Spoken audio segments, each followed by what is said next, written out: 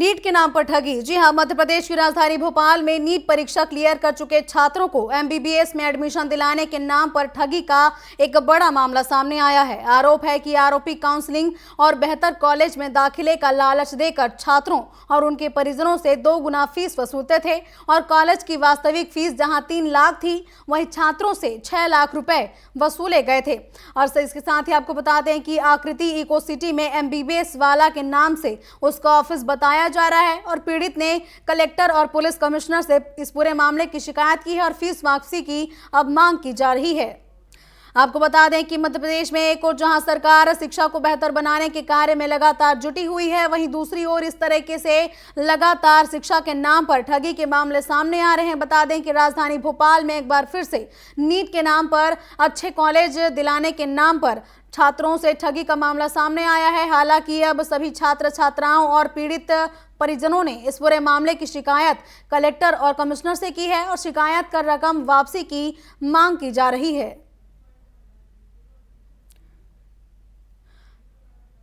चलिए आपको सुनाते हैं कि छात्र के परिजन आखिर इस पूरे मामले में क्या कुछ कह रहे हैं।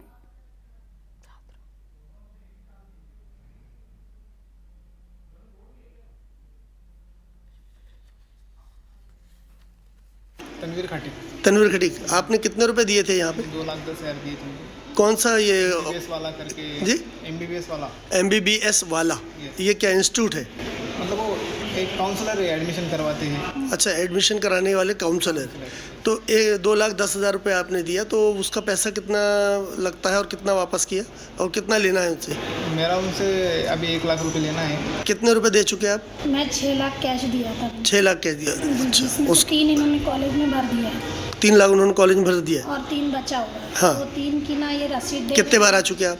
मैं 1 साल से चक्कर काट। 1 साल से? हाँ। कोई जवाब नहीं दे रहा? कोई जवाब नहीं, ना कोई मिल रहा है। अच्छा, ये कांटेक्ट करा, अच्छा, तो दोबारा से मिले, ये समस्या बताई हमें कि हमारे साथ धोखाधड़ी हुई है बहुत, मतलब अच्छा, कि 3 लाख रुपये फीस थी, 6 लाख रुपये ले लिए गए, अच्छा, वो 3 लाख वापस नहीं कर रहा है। इस हिसाब से भाजी परेशान हो रही है, ये नौजवान लड़का परेशान हो रही है एडमिशन।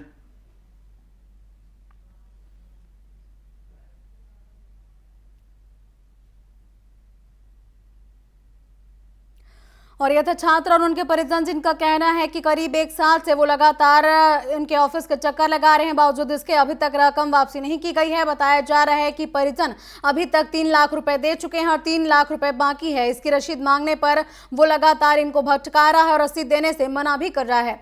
हालांकि अब यह पूरा मामला प्रशासन के संज्ञान में पहुंच चुका है। अब देखने वाली बात होगी कि इस पूरे मामले में आगे क्या कुछ कार्रवाई की जाती है। लेकिन सबसे बड़ा सवाल यही उठता है कि जहां पर जो है सरकार लगातार शिक्षा को बेहतर बनाने का कार्य कर रही है, वहीं दूसरी ओर ऐसे जालसाज लोगों को भ्रमित कर रहे हैं और उनसे अवैध वसूली कर रहे हैं। ज्यादा जानकारी के लिए रुक कर रहे हैं हमारे सहयोगी प्रिंस गुप्ता का। प्रिंस, जैसा कि बताया जा रहा है कि नीट के नाम पर छात्रों से ठगी की गई है। एक तरफ जहां सरकार शिक्षा को बेहतर करने के प्रयास कर रही है, वहीं दूसरी तरफ ऐसे जालसाज लोगों को अपने झांसे में ले रहे हैं। इसके बाद प्रशासन आगे क्या कुछ कार्रवाई करेगी इस पूरे मामले में?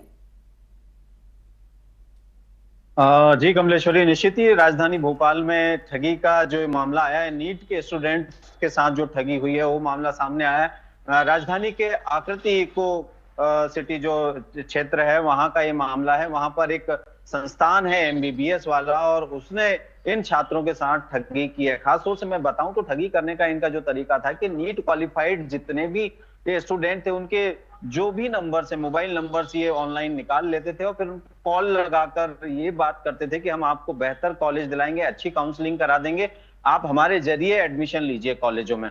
तो कुछ लोग जो निश्चित तौर पर कहीं ना कहीं अच्छा कॉलेज चाहते थे स्टूडेंट्स, वो इनके झांसे में आ गए और खास तौर से इनको 3 लाख की जगह 6 लाख रुपए दिए पर स्टूडेंट ने। और अलग अलग रीजन से मध्य प्रदेश के वो स्टूडेंट हैं और 2 लोग जो इसके संचालक है जिनका नाम सामने आ रहा है, उसमें मोहम्मद समीर है और दूसरा है नीतीश राजपूत, जो अभी लापता है, यानी कि अब संस्थान में खाली पड़ा है उनका संस्थान। वहां कोई नहीं है, कोई जिम्मेदार नहीं है, जवाब देने वाले नहीं। जब स्टूडेंट अपने पैसे वापस लेने जा रहे हैं, उनका एडमिशन नहीं हुआ, उनकी काउंसलिंग नहीं हुई, अच्छे कॉलेज का जो इन्होंने लालच दिया था वो पूरा नहीं हुआ, तो निश्चित ही अब सभी लोग इनके संस्थान में पहुंच रहे हैं और वहां जाकर अपने पैसे वापस लेने की बात कर रहे हैं, लेकिन वहां कोई नहीं मिला इनको, जैसा कि भी हमने बाइट्स में भी सुना है कि जी। इनके साथ किस तरह से ठगी हुई है। अब ये लोगों ने कलेक्टर और कमिश्नर को आवेदन दिया है कि हमारे साथ इस तरह की ऑनलाइन हम लोगों के नंबर लेकर हमसे कांटेक्ट करके ऐसे संस्थान ने ठगी की है, जो MBBS वाला नाम से चलाया जाता है।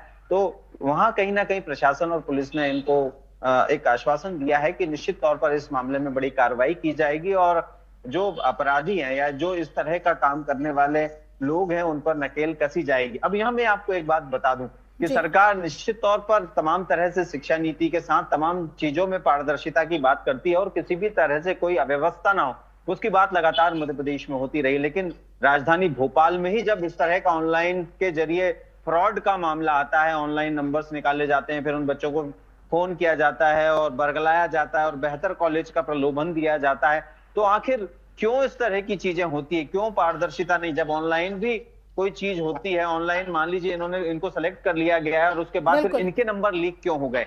ये तो कहीं ना कहीं जो ऑनलाइन नीट की परीक्षा देने के बाद जो जिम्मेदार प्रशासन है, जिम्मेदार संस्थान है, उसकी लायबिलिटी बनती है कि बच्चों का डाटा आखिर क्यों लीक हुआ। और जब लीक हुआ तो फिर ये नंबर के जरिए उनके साथ फ्रॉड हुआ, लाखों रुपए का फ्रॉड हुआ, जिनमें से काफी पैसे अभी रिकवर करने इनको बाकी है। कई बच्चों के पैसे अभी नहीं मिले हैं और बड़ा अमाउंट है, 6 लाख रुपए तक का अमाउंट है। निश्चित ही कहीं ना कहीं माता पिता अपने बच्चों के अच्छे भविष्य के लिए कुछ भी करने को तैयार बिल्कुल। होते हैं, उधार लेते हैं, जमीन गिरवी रखते हैं या तमाम तरह की चीजें करते हैं कि बच्चे का भविष्य बने, वो डॉक्टर बन जाए और आगे जाकर उसका भविष्य सुरक्षित हो। लेकिन जब इस तरह का फ्रॉड होता है तो निश्चित ही कहीं ना कहीं आर्थिक हानि तो होती ही होती है और उनके भविष्य के साथ बड़ा खिलवाड़ होता दिखता है।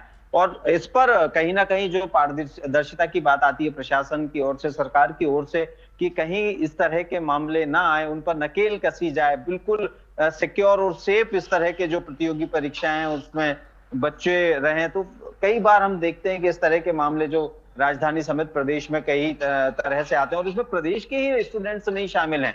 मैं आपको बताऊं कि नागपुर, महाराष्ट्र और अन्य राज्यों के जो स्टूडेंट नीट क्वालिफाइड हैं उनको भी इन्होंने अपना शिकार बनाया है।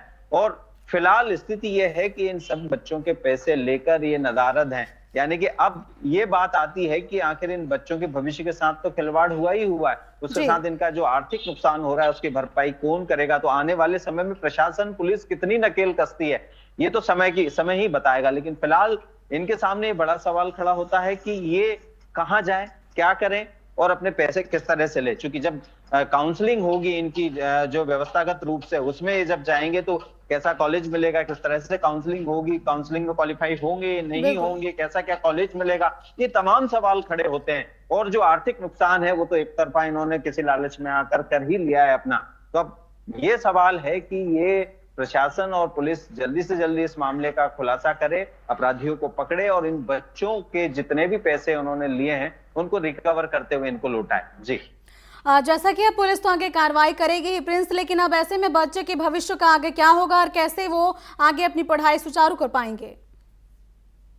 निश्चित ही जब वैधानिक रूप से जब भी कोई नीट के बाद जो काउंसलिंग होती है, कॉलेजों का आवंटन होता है काउंसलिंग के बाद कि किस तरह से उनकी एक मेरिट बनती है और फिर उस स्तर पर उनको कॉलेज आवंटित किए जाते हैं, शासकीय हो या प्राइवेट हो। लेकिन जिनको शासकीय कॉलेज मिल जाते हैं तो स्वाभाविक है कि थोड़ा उनको राहत मिलेगी। जिनको प्राइवेट कॉलेजेस मिलेंगे उनके लिए थोड़ा सा दुखद है कि इतना पैसा उनका जा चुका है और फिर बाकी का जो पैसा लगेगा, अगली फीस जो उनको भरनी है MBBS करने के लिए, वो आखिर कहां से लाएंगे? क्योंकि कहीं ना कहीं सभी समृद्ध नहीं होते हैं और सभी जो बच्चे हैं वो बड़ी मेहनत और लगन से कहीं ना कहीं नीट क्वालिफाइड करते हैं। नीट क्वालिफाइड करना भी आसान नहीं है। तो एक बड़ा सवाल ये भी है। अब इसमें निश्चित तौर पर कहीं ना कहीं जब आगे कार्रवाई होगी इन अपराधियों पर, इस तरह के फ्रॉड करने वाले फर्जी लोगों पर, तो पैसे कितने क्या रिकवर होते हैं या नहीं होते हैं, ये भी बात की बात है। लेकिन फिलहाल तो आर्थिक तौर पर वो पीछे हो गए हैं और अब जब कहीं क्वालिफाई कर लेंगे, काउंसलिंग में वो बेहतर परफॉर्म कर लेंगे और कहीं नहीं कर पाएंगे, तो फिर जब उनके सामने एक बड़ा फीस का सवाल खड़ा होगा, बड़ी फीस देने की बात आएगी, तो वो कहां से देंगे? आखिर सवाल बड़ा है बिल्कुल। और इस पर सरकार को और प्रशासन को और रेलेवेंट डिपार्टमेंट को सख्ती से कहीं ना कहीं निपटना चाहिए और उनकी मदद के लिए आगे आना चाहिए। जी बिल्कुल, अब देखने वाली बात होगी कि आखिर छात्र और उनके परिजनों को उनकी रकम आखिर कब तक मिल पाती है और कब तक आरोपी पुलिस की हिरासत में आते हैं। फिलहाल तमाम जानकारी के लिए आपका धन्यवाद। और ये थे हमारे सहयोगी प्रिंस गुप्ता, जिन्होंने बताया कि नीट जो क्वालिफाई कर चुके थे उन छात्रों के साथ ये बड़ी धोखाधड़ी के मामला सामने आए हैं राजधानी भोपाल से। आपको बता दें कि छात्र छात्राओं को अच्छे कॉलेज में एडमिशन दिलाने के नाम पर लाखों की ठगी की वारदात को अंजाम दिया गया है। करीब 1 साल के पहले का ये पूरा मामला बताया जा रहा है। और जब छात्र छात्राओं को अच्छे कॉलेज नहीं मिले और जब उनकी रकम वापस नहीं मिली, तब उनको पता चला कि उनके साथ धोखाधड़ी की गई है, जिसके बाद अब जो है लगातार छात्र छात्राएं और उनके परिजन अब प्रशासन से अपील कर रहे हैं कि उनकी रकम वापस दिलाई जाए ताकि वे अपने बच्चों की पढ़ाई आगे भी सुचारू करवा सकें।